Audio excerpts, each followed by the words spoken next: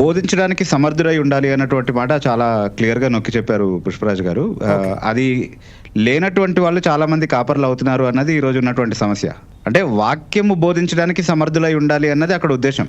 సత్యవాక్యాన్ని సరిగ్గా బోధించాలి అని రెండో పత్రికలో చెప్పాడు. ఇదే కాపరికి రాస్తూ చెప్పినటువంటి మాట అది. అంటే సత్యవాక్యాన్ని సరిగ్గా బోధించేటటువంటి కాంటెక్స్ట్ లో మనం అర్థం చేసుకుంటే కనుక వాక్యాన్ని నమ్మకంగా బోధించగలిగేటటువంటి సామర్థ్యం ఉండాలి. ఏదేదో బోధించేటటువంటి సామర్థ్యం ఉన్న వాళ్ళు చాలా మంది బోధకులు అయిపోయారు. మంచి వాక్చాతుర్యం ఉంటే సరిపోయింది అనమాట.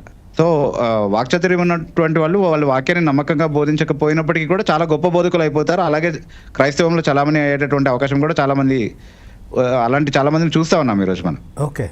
ఓకే సో సత్యవాక్యాన్ని నమ్మకంగా బోధించడానికి సమర్థులై ఉండాలి. అయితే ఈ ఒక్క క్వాలిఫికేషన్ వాళ్ళ సామర్థ్యానికి సంబంధించినటువంటి లక్షణంగా చెప్పబడింది.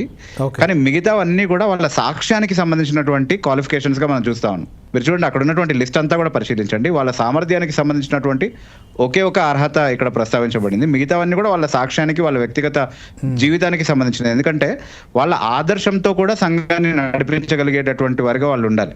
అవునండి, మాదిరికరమైనటువంటి జీవిత పరిస్థితిలో వాళ్ళు ఉండాలి. సో అలాంటి వాళ్ళు కాపర్లుగా ఉండాలి సంఘంలో అన్నది దేవుని యొక్క ఉద్దేశం. ఓకే.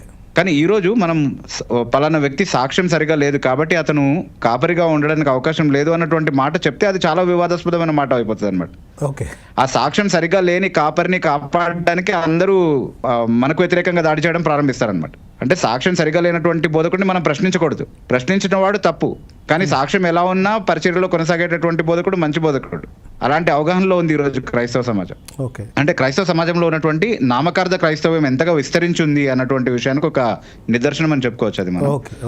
అయితే ఇదే విషయాన్ని ఇదేమి పౌలు తిమోతికి కొత్తగా చెప్తున్నటువంటి విషయం కాదు. ఈ నియమం అనేది, అంటే నువ్వు ఏది బోధిస్తున్నావో దానికి నువ్వు కూడా లోబడేటటువంటి వాడిగా ఉండాలి అనేది ఎప్పటి నుంచో ఉన్నటువంటి నియమమే. మనం ఇప్పుడు ఒక ఉదాహరణకి ఒక వచనం చదువుకుంటే 50వ కీర్తన మనం తీసుకుంటే కనుక 50వ కీర్తనలో 16, 17 వచనాలు మనం చదివితే అక్కడ దేవుడు భక్తిహీనులను హెచ్చరిస్తూ ఒక మాట చెప్తా ఉన్నాడు. భక్తిహీనులతో ఏమంటున్నాడు అని అంటే, నా కట్టడలను వివరించుటకు నీకేం పని, నా నిబంధనను నీ నోట వచింతువేమి అంటున్నాడు. తర్వాత 17వ వచనంలో అంటున్నాడు, దిద్దుబాటు నీకు అసహ్యము కదా, నా మాటలను నువ్వు వెనుకకు త్రోసివేసి ఉన్నావు అని అంటున్నాడు. అంటే ఇక్కడ మనకి ఏమర్థమవుతుంది, భక్తిహీనతలో ఉన్నటువంటి ఒక వ్యక్తి కూడా దేవుని కట్టడలను వివరించడానికి, దేవుని నిబంధనను తన నోట వచించడానికి ఆసక్తి చూపిస్తున్నాడు. అదే చాలా విడ్డూరమైనటువంటి విషయం.